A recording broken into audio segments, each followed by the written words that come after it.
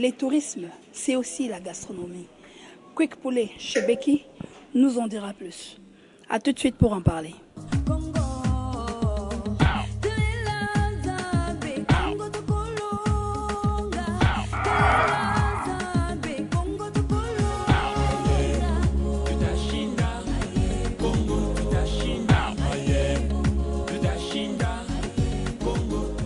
Un pays pittoresque, une beauté touristique immense, le deuxième poumon mondial après l'Amazonie. Autour du tourisme et de l'environnement, une émission qui a pour but de promouvoir l'essor du tourisme en République démocratique du Congo et de faire l'approche de la politique du gouvernement et de ses partenaires dans le cadre de la conservation de l'environnement suite au changement climatique par le traitement de divers sujets. Opérateurs touristiques, membres de l'ONG nationale ou internationale, politiques, vous qui aimez et tenez à la conservation de la nature, vous qui voulez vivre dans un environnement sain, autour du tourisme et de l'environnement, ADTE, un cadre idéal d'expression pour faire entendre votre voix. Contactez-nous au 089 89 89 964. À très bientôt sur votre chaîne KISS.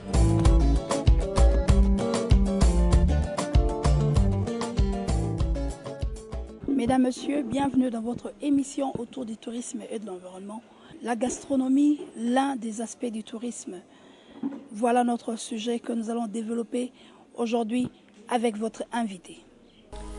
Fille d'Ifanga Pierre et de Sangara Marie-Louise, originaire de la province de l'Équateur, parlant le français, swahili, lingala et anglais.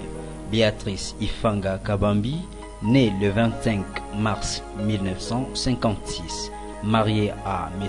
Clovis Kabambi et mère de 6 enfants de la nationalité congolaise. Il a obtenu son diplôme de graduat en secrétariat de direction, première promotion en 1976. Elle a dans son cursus plusieurs formations, entre autres la décoration intérieure et la restauration. Actuellement, Madame Béatrice Ifanga Kabambi est administrateur gérant propriétaire du restaurant Quick Poulet chez Becky, situé sur l'avenue au commandement numéro 25 dans la commune de La Gombe, où un service traiteur de qualité est aussi organisé. Madame Becky, bienvenue. C'est quoi en fait la gastronomie? Pour moi, la gastronomie, c'est d'abord la présentation, parce que ce sont les yeux qui mangent en premier. C'est pas la bouche. Moi, la gastronomie, c'est d'abord la présentation. Ensuite, c'est la façon dont on a présenté, la façon dont on a préparé, qui attire les gens à ceux qui sont en train de manger. Pour moi, c'est ça la gastronomie. Et est-ce qu'il y a un lien entre la gastronomie et le tourisme? Est-ce qu'il y a une corrélation entre les deux? Oui, il y a vraiment un lien parce que j'ai vu la fois passée, on a fait beaucoup de... Moi, j'ai fait plusieurs randonnées sur le fleuve avec le GFREM. Quand ils avaient des visiteurs, on allait avec eux dans le bateau et puis on amenait la nourriture et puis on préparait et puis on faisait manger les gens sous le fleuve. Donc ça va de pair avec le tourisme. Et puis dans la gastronomie, vous découvrez les qualités, comment je peux dire, la culture congolaise.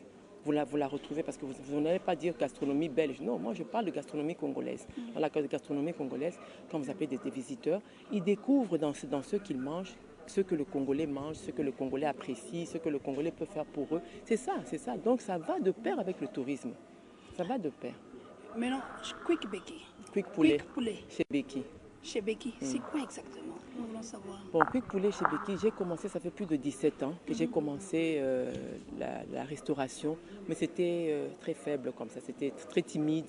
J'avais commencé, c'était en 94, quand on était encore à Bukavu. Il y avait les événements du Rwanda, quand il y a eu le génocide au Rwanda, les Rwandais venaient chez nous. Et puis moi, j'avais une boutique que j'ai transformée en restauration. Pas restaurant, c'était un petit coin. Comme Maléwa, comme on dit ici. Pas Maléwa, c'était très bien. Très bien, oui, c'était vraiment dans la rue. J'avais une belle baie vitrée. J'avais un rôtissoir de poulet. Et j'avais mis mes poulets à l'intérieur et les gens, et le poulet tournait. C'était vraiment une première pour les gens du Kivu de voir ça. Et ça a attiré tout le monde, ça a attiré les curieux. Et puis les gens qui étaient curieux, ils ont voulu voir d'abord curiosité et puis essayer. C'est comme je vous dis, la gastronomie c'est quoi? C'est d'abord les yeux. Les yeux mangent et puis après là, c'est la bouche qui vient manger, qui consomme.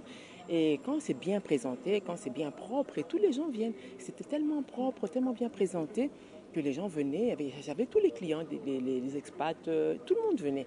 Et je vous assure, j'ai fait mon nom à partir de là. C'est là que j'ai commencé avec le quick poulet chez Becky. C'est pas d'aujourd'hui. Okay. Après, j'ai un peu arrêté.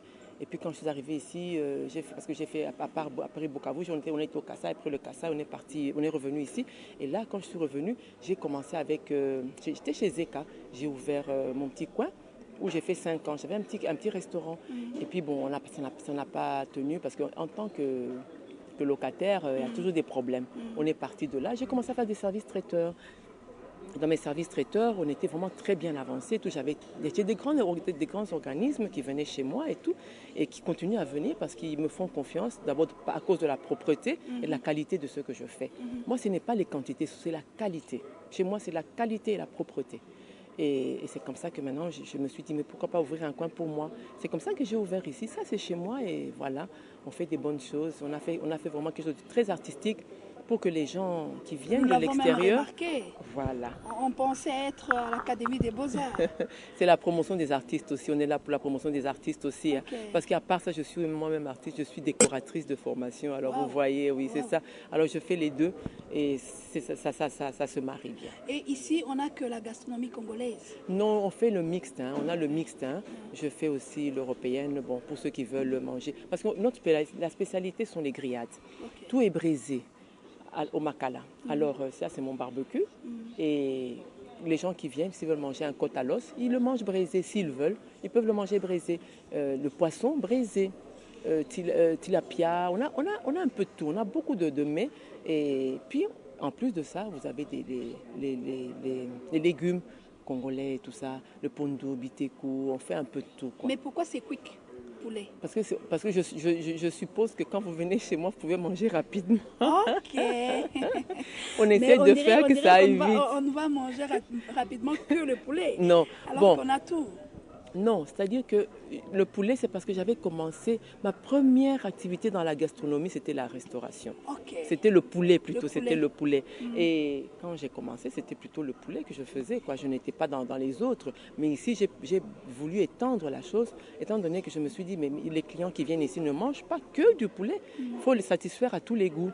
C'est comme ça que je fais tout. Hein. Tout le monde peut manger à son goût. Mais avec tout ce que nous voyons ici, téléspectateurs, très chers téléspectateurs, vous voyez les cadres que Madame chez Becky nous présente.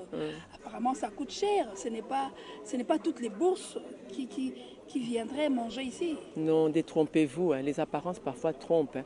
J'ai lié l'utile à l'agréable. C'est-à-dire que moi, avec $20 ici chez moi, vous pouvez manger un poussin. Vous pouvez manger accompagné de frites, makemba, kwanga, tout ce que vous voulez.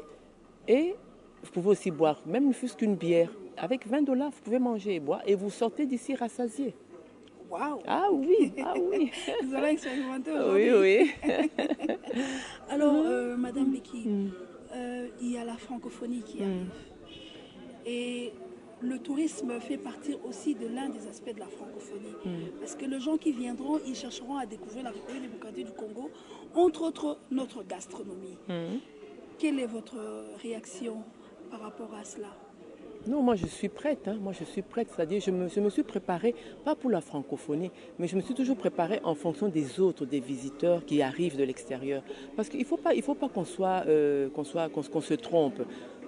On doit savoir qu'un restaurant, c'est un lieu qui accueille tout le monde, qui accueille des millions. On accueille toutes les nationalités. Donc, il faut arriver à satisfaire ceux qui sont musulmans, qui ne mangent pas le porc. Vous mangerez halal. Moi, tous mes poulets sont halal. Okay. Bon, il faut satisfaire à tous les goûts. Donc, la francophonie, c'est un plus pour nous. On est déjà préparé en fonction. Mais si la gastronomie, la francophonie vient se mettre là, non, nous, on est là, on les attend. À bras ouverts, vraiment. L'accueil, tout est là, tout est déjà préparé, on est en train de se préparer en fonction, on s'organise pour que tout soit bien. Parce que ces gens-là, quand ils vont partir d'ici, c'est le souvenir qui les a le plus marqués qu'ils vont garder. Mais quand ils partent d'ici avec un mauvais souvenir, c'est pas bon pour le pays parce qu'ils vont se dire là-bas, Il n'y a rien, on ne mange pas bien, on ne dort pas bien. Alors vous voyez, ce n'est pas bien, les routes ne sont pas bien. Non, il faut que tout soit réuni. Non, j'ai vraiment un message pour la population, je suis de cœur avec eux. Moi, je suis quelqu'un qui a un grand cœur et je travaille beaucoup pour les autres. C'est ça ma fonction. Moi, j'aime bien aider les autres. Moi, je suis là pour aider. Ceux qui me connaissent, ils peuvent le dire. Quand je peux rendre un service à quelqu'un, je le fais. Et s'il y a des gens qui ont besoin de moi pour un secours par-ci, par-là, même dans la gastronomie ou quoi, ils peuvent toujours venir. Il faut qu'on travaille en collaboration avec tous les restaurateurs. Comme ça, on fera du bon travail et les gens qui vont partir d'ici vont partir avec un bon souvenir parce qu'ils vont sentir qu'il y a quelque chose qui est soudé là-bas chez eux. Alors, il faut quand même que les gens partent d'ici avec quelque chose de bien et non pas une tache noire là qui va dire ah ceux là-bas c'était pas bien. Non, moi je suis prête à aider tout le monde, ceux qui ont besoin de moi, même pour la propreté, je suis prête.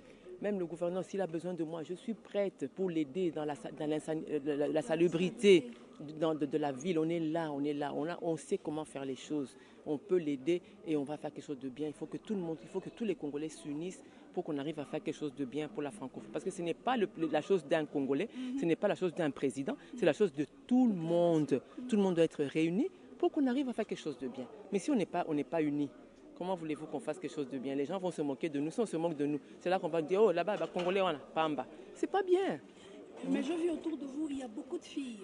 Vous, en tant que femme, oui. Vous formez aussi des filles. Parce qu'après, oui. vous devez quand même laisser... vous ne serez pas tout le temps disponible à préparer, à recevoir les gens. À un certain âge, vous serez fatigué. Quelles sont les perspectives d'avenir que vous préconisez?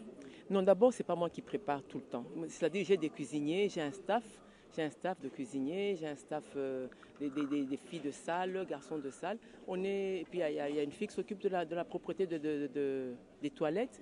Donc moi, je suis là pour donner un coup de pouce. C'est-à-dire que quand il y a un membre de mon staff qui n'est pas là, moi je suis là. Donc je suis polyvalente. Je peux tout faire. Je suis prête à tout faire, et je donne toujours un coup de main. Quand on a des buffets ou quoi, je donne toujours un coup de main parce que quand tu donnes un coup de main, quand tu montres à tes travailleurs que tu es la locomotive, eux, ils vont suivre. Mais quand toi, tu es toujours en train de les suivre, tu es à leur merci, ils vont marcher avec tes pieds, ils vont jouer avec tes pieds. Alors c'est comme ça qu'il vaut mieux toujours être là. Tu montres tout, tu es capable de tout faire et les gens vont te suivre. Mais si tu n'es pas capable, comment veux-tu qu'on te respecte? On ne te respectera pas. Et c'est ça ma force. Parce que je sais tout faire. Dans mon restaurant, je fais tout. Mais ça ne donne pas l'impression. Hein? Oui, c'est ça. Coquette. Ouais, c'est vrai. Hein? Non, je suis comme ça. C'est comme ça que je suis, mais je travaille beaucoup. Si vous demandez même à mes travailleurs, ils vont vous dire qui est Maman Beki. Parfois, ils me disent, mais maman, tu es je dis, la lingue blonde, elle a tellement bien que je suis trop perfectionniste. C'est ça mon problème. Je suis trop perfectionniste. J'ai ce sang-là qui me trahit par moments. Madame Beki, merci. Il n'y a pas de quoi, ça a été un plaisir pour nous de nous recevoir. Un plaisir pour nous de vous recevoir dans notre émission autour du tourisme et de l'environnement. Merci beaucoup. Merci beaucoup. Okay. Au plaisir. Il y a francophonie avec un œuf minuscule et francophonie avec un œuf majuscule. Quelle différence entre les deux? La francophonie avec un œuf minuscule renvoie à la langue française en elle-même et désigne le fait de parler français. La francophonie avec un œuf majuscule est un ensemble plus difficile à circonscrire. Il désigne souvent l'ensemble des personnes qui parlent le français comme langue maternelle, langue d'usage, langue administrative, langue d'enseignement ou langue choisie. Dans un contexte politique, le mot francophonie peut aussi renvoyer à une communauté constituée des pays francophones, mais aussi quelquefois à l'ensemble des pays ou régions membres de l'Organisation internationale de la francophonie. La francophonie, un critère linguistique? Pour cette question, il faudrait distinguer les pays où le français est la langue officielle, unique ou non. Ceux où le français est la langue maternelle d'une grande partie de la population, ceux où il est langue de culture, ceux où il est utilisé par certaines classes sociales de la population, etc. Or, ces catégories ne se recoupent pas. Dans certains pays, par exemple, bien qu'étant langue officielle, le français n'est pas la langue maternelle de la population, ni celle couramment utilisée par celle-ci. D'où les critères linguistiques ne correspondent toujours aux critères de la nationalité. Et tous les écrivains de la langue française ne sont donc pas des nationalités françaises. Le sommet de la francophonie, qu'en est-il? Il est la conférence des chefs d'État et des gouvernements de pays ayant le français en partage. Il est aussi l'instance suprême de la francophonie. Le sommet s'est réuni tous les 2 ans. Présidé par les chefs d'État ou des gouvernements du pays hôte du sommet jusqu'au sommet suivant, il statue sur l'admission de nouveaux membres de plein droit, des membres associés et des membres observateurs à l'Organisation internationale de la francophonie. Sa finalité? Les sommets définissent les orientations de la francophonie de manière à assurer son rayonnement dans le monde dans un cadre stratégique décennal. Il adopte toute résolution qu'il juge nécessaire au bon fonctionnement de la francophonie et à la réalisation de ses objectifs. Il élit le secrétaire général de la francophonie. Et à propos du 14e sommet de la francophonie en République démocratique du Congo? Tout se prépare bien pour ce grand rendez-vous. Dans les secteurs de l'hôtellerie et de la restauration, ce samedi 2 juin, une rencontre entre les opérateurs du secteur et les commissaires généraux à la francophonie a eu lieu dans la grande salle de la Fédération des entreprises du Congo FEC à la Gombe. L'objectif, tout mettre en œuvre pour un séjour réussi et agréable des invités durant la période de ces grands événements. Les commissaires généraux à la francophonie, le professeur Ndaiwe explique. Insister sur le fait que je suis venu demander la collaboration de nos hôteliers face à cet enjeu monumental qui est devant nous, qui est un défi important pour notre République, de pouvoir organiser le 14e sommet de la francophonie. J'étais très heureux que nos échanges aient été tout à fait positifs, dans le sens de dire que les hôtels vont être mis à niveau, et deuxièmement que les prix seront bloqués et qu'ils respecteront les différentes orientations qui seront données, de sorte qu'il n'y ait pas de réservation unilatérale qui soit acceptée sans qu'il y ait une directive provenant du Comité national d'organisation. Je ne peux que vous rassurer que les préparatifs du 14e sommet de la francophonie vont bon train. Nous avons encore quelques mois devant nous. À ce stade-ci, nos préparatifs sont tout à fait au point. Il nous reste encore quelques mois, effectivement, pour lesquels nous allons essentiellement travailler au niveau de l'intendance et de la logistique. Nous avons